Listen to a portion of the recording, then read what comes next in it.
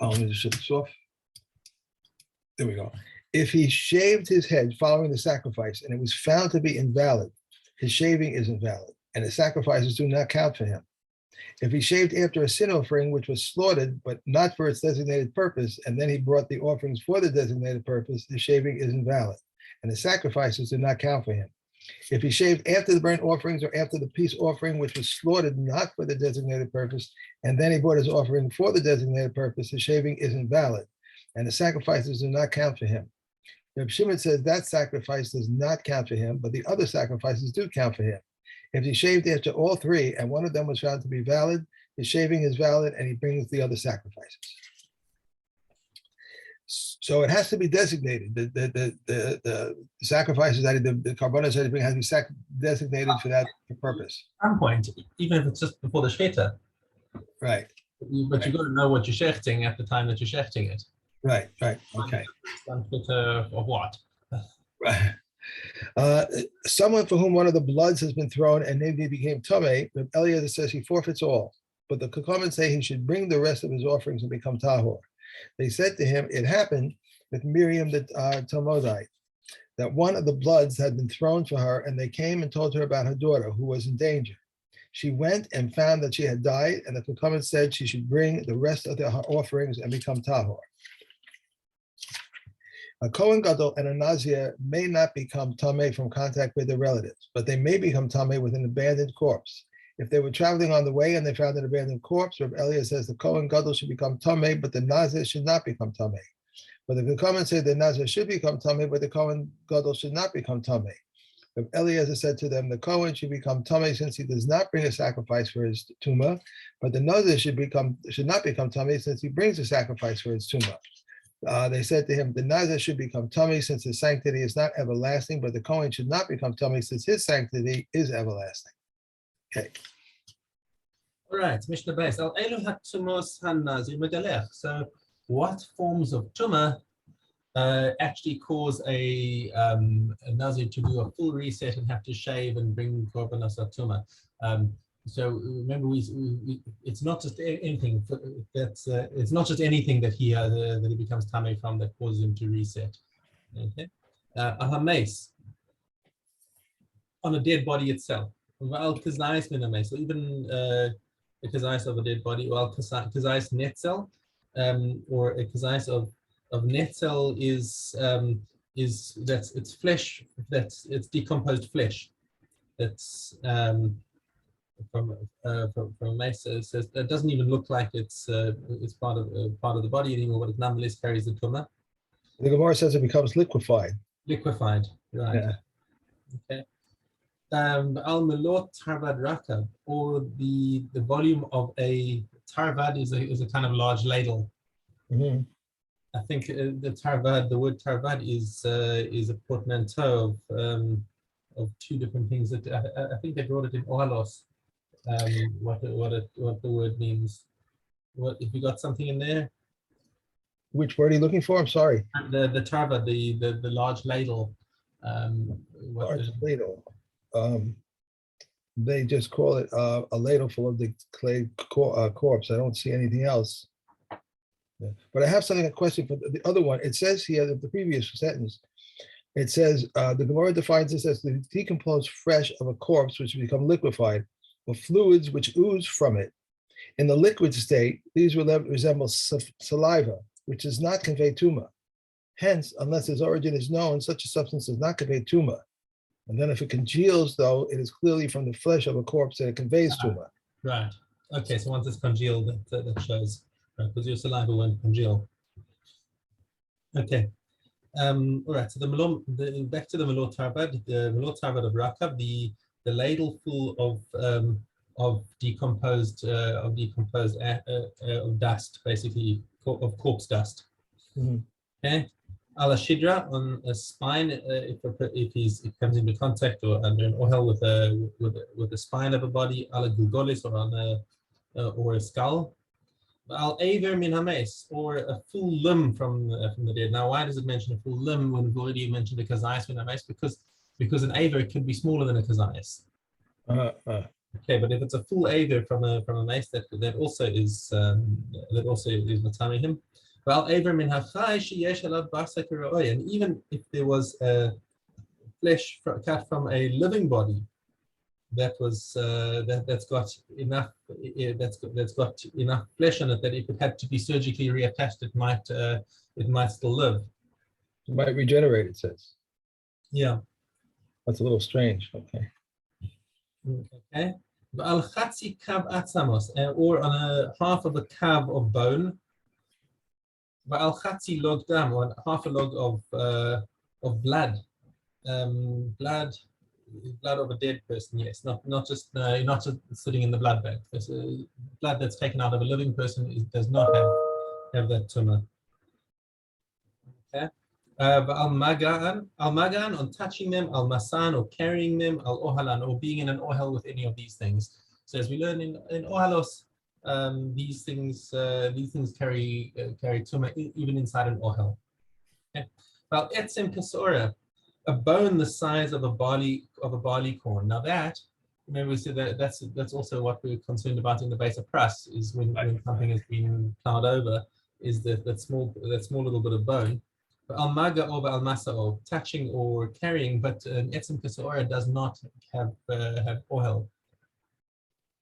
Okay. Al elu Nazir megalech.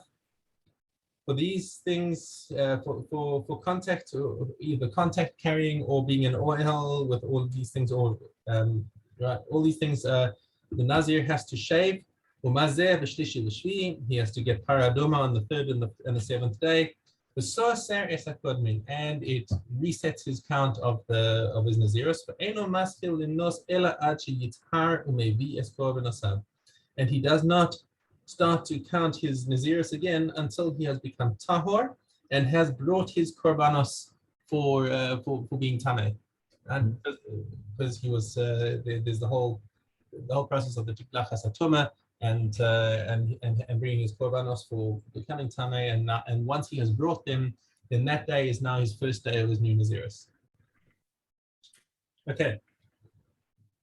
Aval hasachachos. Chachos is branches of a tree that make like a sukkah. It's from the lashon sukkah, and they make an ohel. A prowess is rocks, promontories. Like you have a rocky promontory, and they call it branchy canopies or protrusions, or a field in which a grave has been plowed over. Okay, so then there's the base of pras. That's a field that's been plowed over. Eretz ha'amim, chutz la'aretz. Hagolel is a gravestone. A golel, a dofek, and a dofek is also it's also a gravestone. What's the difference between a golel and a dofek? Kehati here explains that a golel is the covering of the coffin, and the dofek is the walls of the coffin that the cover rests on.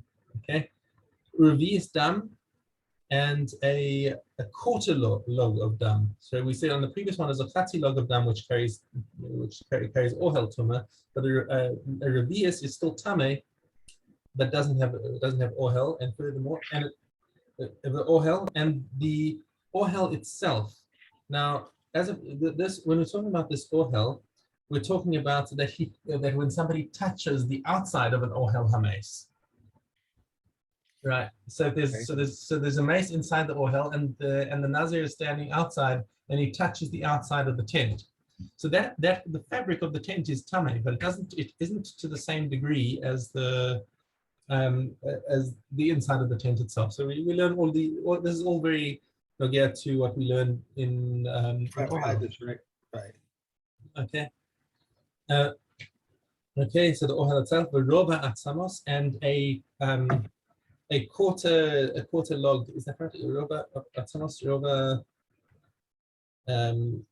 roba kav. Sorry, roba kav of bones of a dead person. Okay. And the kalim hanogim b'meis, or a kli that is touching a dead body. Now we know from kalim that if you have a kli touching a mace, that kli is has the same level of tumah basically as the mace. You said T? Kli, like if there's a I think it's T, and I was trying to figure that out. if, for example, a person like is dead on the battlefield with a sword sticking into him. Okay, Right, so the okay. whole sword has got the same level of tumah as the mace himself. Right. Okay. So now, let's say the Nazir comes and touches the sword. You might have thought it's ki'ilu he touched the mace because it's got the same degree of tumah in terms of everything else, right? So if for example, if a regular person goes and touches this, he's going to need to do paraduma, and of course so is the Nazir. But this is but because it's only a kli, it's not the mace itself. We'll see that doesn't reset his count. Tumah goes up. Hmm? Tumah goes up. Tumah goes up. There's tumor in a house, and there's Tumah yotze, right? We're talking even about in an open field. it goes up. You're saying it does go up. So if you're in open space, then tumah goes up and down. That's it. Up and down. Up and down. Up and down. Right. So if something is underneath the mace, then it also becomes tummy. So if someone comes in and stands over the sword, he will become tummy then? He's not touching anything. He's just over that spot. The tumah, because it's got the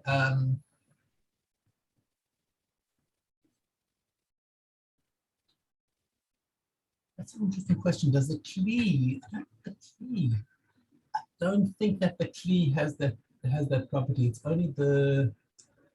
only the mace himself, or the kizayas in the mace. It's because the kli does not become a makor.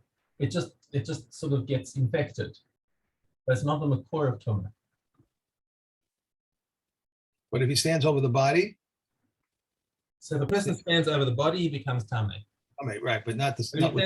If he stands over a kli, that's an aliyah tumah. I don't believe that it becomes tameh prior. I think it's. But obviously, if he's standing over the sword, he's going to be standing over the body anyway. So it's going to be most probably. The sword is withdrawn. What if the sword is withdrawn? Or if he's lying down and the sword is sticking into his side, and he stands over the part that's on the side, not over the body. You can have such a situation. Okay. Okay. Next case, we may sofro, we may gomro. So you may sofro and you may gomro. Okay, this is talking about is if the Nazir becomes a Metzora. So we're combining two different cases over here. So in a Metzora, so remember if the Nazir becomes a Metzora, suddenly he also Metzora is not allowed to cut his hair. And at the end of it, the Metzora actually has to shave. Once he becomes Tamar, the Metzora also has to shave to purify himself, which we saw in one of the Mishnahs we learned while I was sick. So that's a case where it's actually mutar for the Nazir to shave, and because it's a chiyuv, because as a Metzora, he has to shave to do his purification, and the time that he is a Metzora, you may sofra, you may gomro. During the time that he's a Metzora, he's got to count 7 days after he has been purified from his tzaras. That's his counting of 7 days. That does not count for his Naziris. Naziris, right. Okay. We may gomro. Those are the days in which he is a Metzora Gomor, when he's been paskined as a Metzora. When the Kohen has said, this is tzaras, you're done. You have to do prima and everything, and you're outside the camp.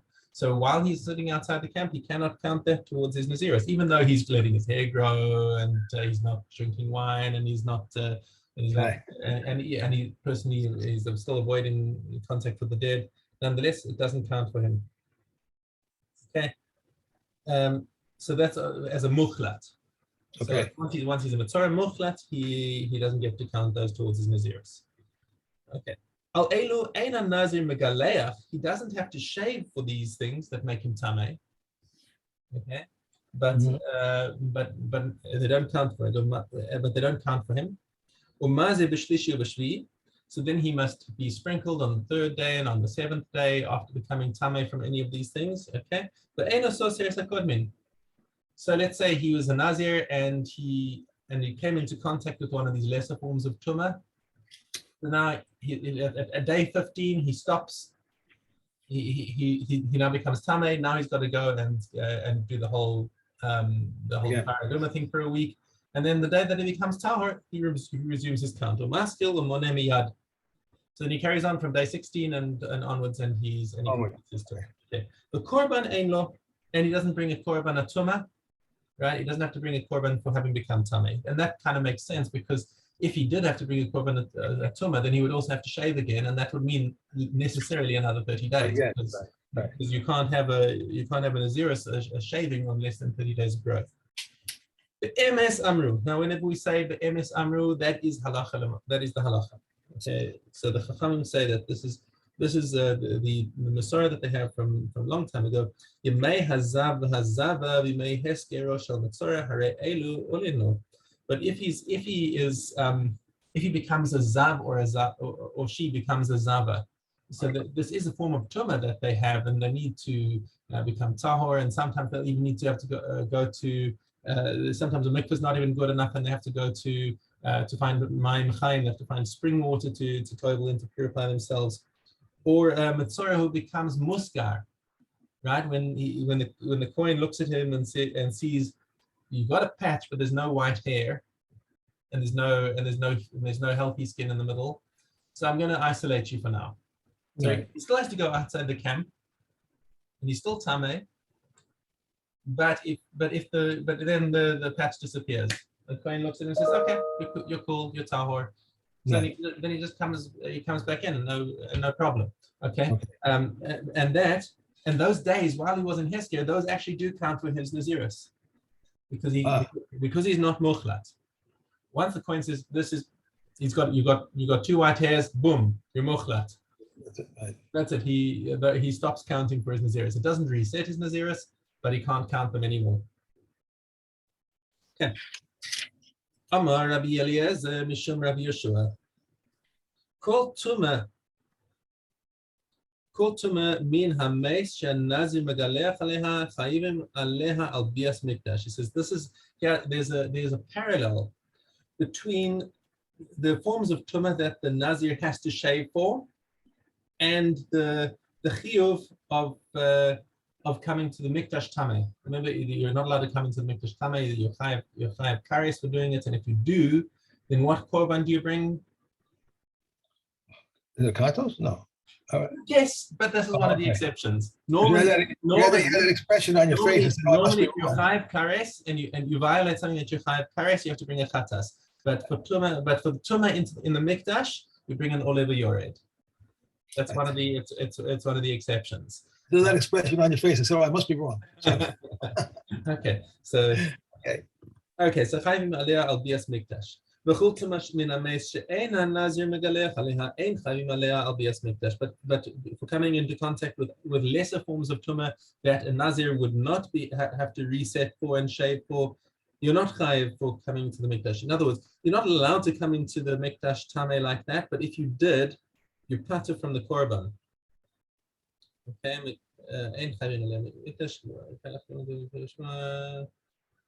so this is what and interesting that it's Rabbi Eliezer who says it in the name of Rabbi Yeshua. They're contemporaries, and they're normally arguing with each other. So, but now Rabbi Eliezer is coming and quoting Rabbi Yeshua. Okay, Amar Rabbi Meir. Now Rabbi Meir is 2 generations younger than them. Okay, because Rabbi Akiva learned from Rabbi Eliezer, and Rabbi Meir learned from Rabbi Akiva. All right, so it says Rabbi Meir, "Lo tehezok kala min hasheretz." How can this be more makil than a sheretz?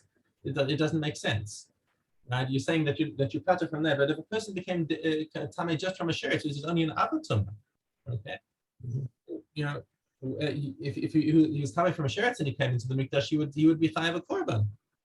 Amar Rabbi Akiva, so his Rebbe says to him, Danti lifnei Rabbi Eliezer. Well, I asked the shaila in front of Rabbi Eliezer.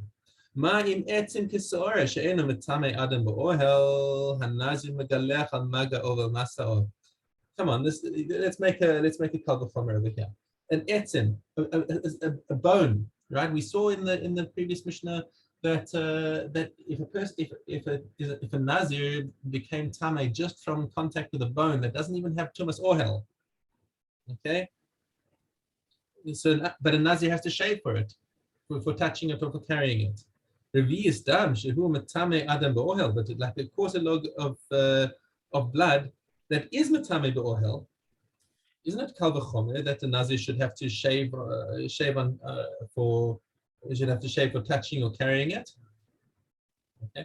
Amar li, so Rabbi Eliezer said to me, "Maze akiva? What are you talking about? How can you make such a thing? Ain't done in kan kal v'chomer. How can you make a kal v'chomer on this?" Okay, but Rabbi Eliezer doesn't say anymore. He doesn't explain why this is such a silly idea. He just says, you can't make a kal v'chomer here. Okay. Didn't give any further answer. He said the very Rabbi Yeshua. So he said, okay, let me try Rabbi Yeshua then. Amar li, yafe amarta ela kein amru halacha. Says it's a great bit of svara that you're saying over here, but this is a halacha namash Mishna basically. We have we can't apply laws of logical exegesis, you know, the things like this, because this is just like a gezeres hakasam. It's a hook. It's just the halacha namash Mishna as we received it. We don't make kal v'chomers over here. So that is Rabbi Yeshua's explanation of why this is, and kach halacha. Okay. You have time? Yeah. I've got plenty of time. Let's go. Dalet Gimel. Okay. Dalet Gimel. Okay. A woman who vowed to be in Nazir and drank wine or rendered herself tummy from the dead, she receives 40 lashes. If her husband revoked her Naziris, but she did not know that her husband had revoked her Naziris, and she drank wine or rendered herself tummy from the dead, she does not receive 40 lashes. But Yehuda says, even if she does not receive 40 lashes, she receives lashes for rebelliousness. A woman who vowed to be a Nazirah and set aside her animal, and then her husband revoked her Naziris, if her animal was his, it may go out and then pasture with the flock. If the animal was hers, the sin offering dies. The burnt offering or offered as a burnt offering, and the peace offering is offered as a peace offering, but is eaten for one day, and does not require bread. If she had unspecified funds, they go for voluntary offering. Specified funds, the money for the sin offering goes to the Dead Sea. One may not benefit from it, but the rules governing the misuse of sacred items do not apply to it. With the money for the burnt offering, they bring a burnt offering, and the rules governing the misuse of sacred items apply with the money for the peace offering. They bring a peace offering, but it is eaten for one day, and it does not require bread. This whole thing about requiring bread, I thought they're not considering eating meat as a suda then. The bread, why does bread even come into it? Is because the shlamim that you bring for a nazir, for the nazir's tiglacha satara, he has to bring shlamim along with bread, and then the kohen takes the bread and they do a whole wave offering with the bread. Okay, now that's part of the requirements that comes with the shlamim. So what we're saying is that this shlamim that was designated for a nazir offering that cannot be brought. It's got some aspects of the Nazir offering and some aspects of not. Okay, so you can bring a voluntary shlamim. So it was designated for shlamim. You can't bring it for a Nazir, so just bring it as voluntary shlamim. Okay, but this shlamim, but we'll give it the chumrah of the Nazir shlamim, which has to be eaten in one day instead of two. But since it's not being brought for a Nazir, there's no requirement to bring bread with it. Okay, all right, good. Okay, hey, if one of the bloods was thrown on her behalf, it cannot revoke. Rebbe Kiva says even if one of all the animals was slaughtered on her behalf, it cannot revoke. And I do. Here we go. In what context are these said? Concerning the head shaving in Tahara, but in the case of head shaving for Tuma, it may revoke. Since he may say, I do not want an impoverished woman. And Rebbe says, even concerning the head shaving in Tahara, he may revoke, since he may say, I do not want a shorn woman. Okay. The Dorian. The Dorian. Very interesting, very quickly. I had a share, my share yesterday that I have I have every day a share in the afternoon, and then I have this on Mondays, it's a Parsha share. This is Rabbi Meyer. So he did Parsha for the week, and he was talking about this week's Parsha coming up. And it's all, the beginning is all about Nedorim, you know? So at the end, my wife, Of course, right, it's Matos. right. So my wife said, can you explain a little more about what Rabbi Meyer was saying about Nedorim? What do you mean by the Nedorim? And I thought, so right away in my head, you know. Ah, now you know, yes, exactly. Now she thinks I'm smart, but that's, you know. So, if someone is prohibited by a neder to benefit from another, and he does not have what to say, eat, the other person goes to the storekeeper and says, so and so is prohibited by a neder to benefit from me, and I don't know what to do. He gives him and collects from this one. If he had a house to be built, a fence to be erected, or a fence to be harvested, the other person goes to the workers and says, so and so is prohibited by a neder to benefit from me, and I don't know what to do. They may work for him and collect wages from this one. So if they were traveling on the road and he did not have what to eat, he gives food to someone else as a gift, and that one is permitted. It permitted it. If there is no one else with him, he puts it on a rock or on a fence and says, these are free for whomever should want. And that one takes and eats, and Rabbi Yossi, however, forbids this. Partners who are prohibited with a neder the benefit of each other are forbidden to enter the yard. Rabbi Eliezer ben Yaakov says this one is entering into his own property and this one is entering into his own property, but for both are forbidden to install a mill or an oven there or to raise chickens. If one of them was prohibited by a neder from benefiting from the other, he may not enter the yard. Rabbi Eliezer ben Yaakov says he may say to him, I am entering my own property. I am not entering yours. We forced the one who made the neder to sell his share. Okay. I said to my wife, so if you say to yourself, I'm not eating any more chocolate cake this month, I said, you got to be very careful because you're going to, and I can't revoke that. So if it's something of abstinence that's going to affect your wife, you're allowed to revoke the neder on the day that you hear it. I don't tell her that. Don't tell her. The stringency of Tumah is as follows. In Judea, the Amnoorets are believed concerning the tahara of wine and oil throughout the year, and during the wine pressing and olive pressing seasons, the Amnoorets are believed, even concerning Truma. If the wine pressing and olive pressing seasons have passed, and then they brought him a barrel of wine of Truma, he may not accept it from them, but he may set it aside for the next wine pressing season. However, if he told him, within it I have separated a fourth and a log as Kodesh, he is believed. Concerning jugs of wine or jugs of oil that are still mingled, they are believed about them during the wine pressing and the olive pressing season, and even for 70 days prior to the wine pressing season. From Modin inward, they are believed concerning earthenware vessels. From Modin outward, they are not believed. How so? If the potter selling the pots became inward of Modin regarding that very potter, the very pots and the purchases, he is believed. But if he left, he's not believed. The tax collectors who entered a house, and likewise thieves who returned utensils they had stolen, are believed to say, we did not touch them.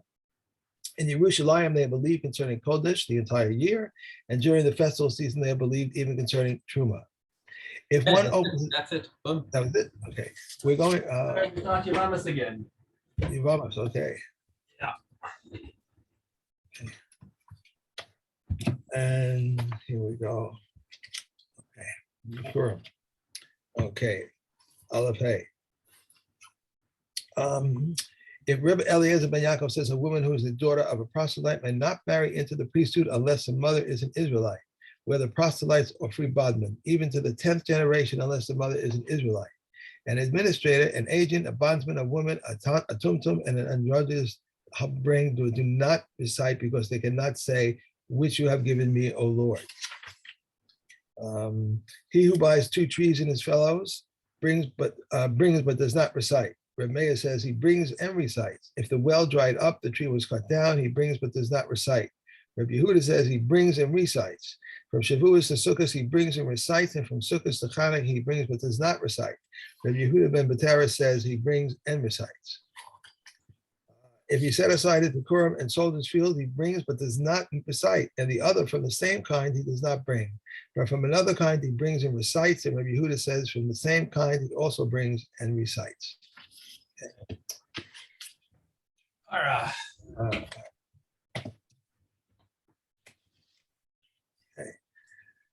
Hey, base. If someone immerses a utensil for mekatos in water that is not suitable for consecration, he must dry it. But if he immerses it in water that is suitable for consecration, he does not need to dry it. If he immerses the utensils in order to add consecrated water in it, in either case, he must dry it. Regarding a gourd shell that one immersed in water that is not suitable for consecration, we may consecrate mekatos in it until it becomes tameh. If the gourd shell subsequently becomes tameh, we may not consecrate mekatos in it. And Rabbi Yeshua says if one may consecrate mekatos in the shell initially, he should also be able to consecrate mekatos in it at the end. And if one may not consecrate mekatos in it at the end, he should also not be able to consecrate mekatos in it initially. In either case, one may not add consecrated water to it. And regarding a tube that one cut up for katos purposes, Reb Eliezer says he may immerse it immediately, and Reb Yeshua says he must render the tube tameh and only then immerse it. All are qualified to consecrate mekatos except for a deaf, mute, or mentally deranged person and a minor. Reb Yehuda says a minor's rules of minor qualified and disqualifies a woman and an androgen. Okay. And last. Okay. The communal and personal katos offerings. These are the communal katos offerings, the higos of Rosh Chodesh, and the festivals that have their slaughter in the north and the reception of the blood in the north, and the blood requires 4 applications in the 4 horns of the altar. How so? He ascended the ramp, turned to the surrounding ledge, arrived at the southeast corner, and then the northeast corner, the northwest corner, and the southwest corner. The remainder of the blood he would pour upon the southern base, and they are eaten within the courtyard's curtains by male kohanim, prepared in any manner for a day and a night until midnight. Why do they say male kohanim? Would there be another kohen? Yes, the wives and slaves. So Oh yeah. All right. Okay. So, for example, from the parts of the shlamim, the kodshim kalim that are given to the kohen, right. Those may be eaten by the kohen, the wives, and by their slaves. And all are offering the most holy is a most holy offering. Its slaughter is in the north, and the reception of the blood is in its north. And the blood requires 2 applications. They are the equivalent of 4. It requires skinning and dismembering, and it is consigned in its entirety to the fires. The communal stomach offerings and asham offerings, these are the asham offerings. The theft asham, the miller asham, the betrothed maidservant's asham, the nazir's asham, the mitzorah's asham, and the asham in case of doubt. Their slaughter is in the north, and the reception of their blood in a sacred vessel is in the north. The blood requires 2 applications that are the equivalent of 4, and they are eaten within the courtyard's curtains by male kohanim, prepared by any manner for a day and a night until midnight. Okay. Good. Okay, you said we're starting, what did you say we were starting tomorrow? Vamos. Okay, all right, have a great day. Enjoy, thank you. Good day. Bye. Bye.